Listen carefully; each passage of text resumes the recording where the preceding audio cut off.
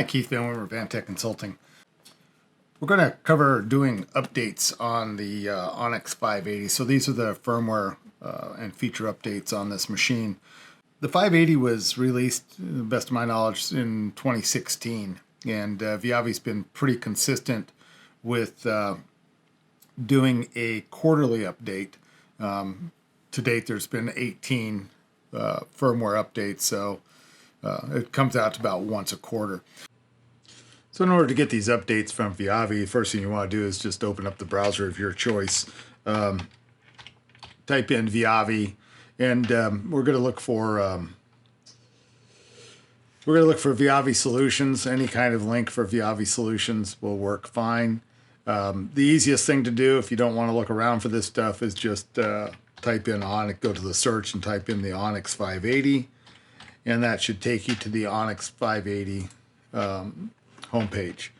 All right, so software downloads, and then once you get here, you'll find that the download instructions, and it will tell you current version, 10.2.24, the release date, so on and so forth. There are a few different versions of the ONX, the 580, the A, and the P, and then what you want to do is just click on the link for the server. So again, the ONX file is always named ONX-580, and it does not matter what version it is. It's always going to be named ONX-580. So just click on that. This guy here, this little text file, if you open that up, it basically says 10.2.24 in it. It's not a not any instructions or any kind of notes in there at all. What I'll do is when I download this is I'll save this, both of these files, I'll save them down and put them into a folder labeled 10.2.24. I'll always keep a folder with the older versions in it, and that's how I separate those. Occasionally, as we all know, when you update your software, you may end up in a version that doesn't work very well and you want to roll it back. And rolling this back is pretty simple. It's the same process as we're using to update. All right, so once we have the file downloaded on the USB, just go ahead and plug this USB into the side of the machine. Either port doesn't matter. To get to the update, we're going to go and open up, these are trays or drawers. So we're going to go ahead and open up the system drawer or tray. There's a system settings, the first selection, so we'll go ahead and select that. Once this opens up, this gives us access to a lot of things that we can do to control the machine, such as date and time, remote operation. You can turn on your Bluetooth, etc. We're interested in this one here, which is the USB software update. So as soon as we select that, it's going to give us our file name, which is again ONX580.oxu. Select that. Make sure that it shows up here. If it's not appearing in the update path, then you didn't do that selection. There's an update button down here. You can either hit the screen, you can hit the button here. And again, I just put on the force update, and there we go.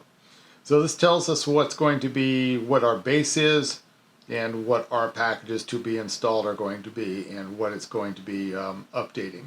And then check to make sure to check the reboot after firmware update. So mash the start update, and once this gets going, the machine will shut down, and then it will go and begin the update process, transferring files off the USB drive, gives us our software updating, update starting. And there'll be a progress bar down here, and it's going to run for, it seems like, forever. But, it's got to load a bunch of files. I think the update files are like 200 meg. So it'll do this for a while and run through and give you your software updates and what's going on and so on and so forth. I won't bore you with all these details in the video, so we'll go ahead and stop it here and then come on back once this is completed.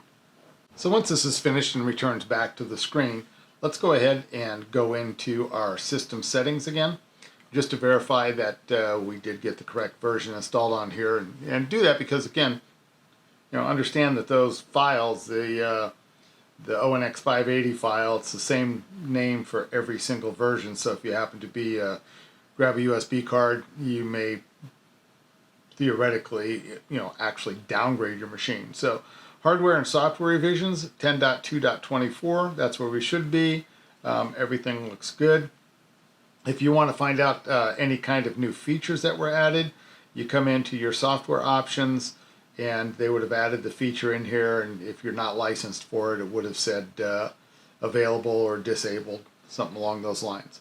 Again, this meter has been out, like I said, from about 2016, and they do about 3-4 updates per year. So this is in meter years. This is a fairly new meter, and Viavi's doing a really great job of continuously adding features to it, and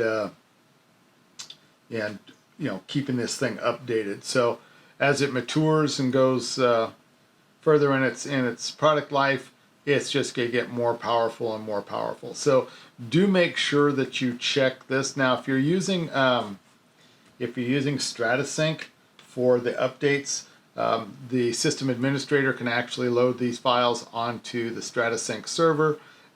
When you, as technicians, go in and plug this into the network, the Stratus, and launch StrataSync, it would actually pull that file, show that you have that update, and pull the file in. So your administrators can keep these updated via the StrataSync. Do make sure though that if before you just a cautionary note, before you go ahead and do your firmware updates, make sure that it's something the company, if you're working for AT&T or CenturyLink or Verizon, do make sure that it's something that is allowed on their network. That they, I know that some of the updates are unique to AT&T, and so they've done some customization for AT&T on this. So again, just don't make sure that you're kind of in compliance with your company protocols. All right, that's where that StrataSync comes into play. So anyway, I hope this was useful. It was helpful. Let us know. Like, subscribe, hit the little bell. Follow us on Facebook, Twitter. You can find us there under VanTek Consulting. Until next time, be safe, and we will talk to you soon.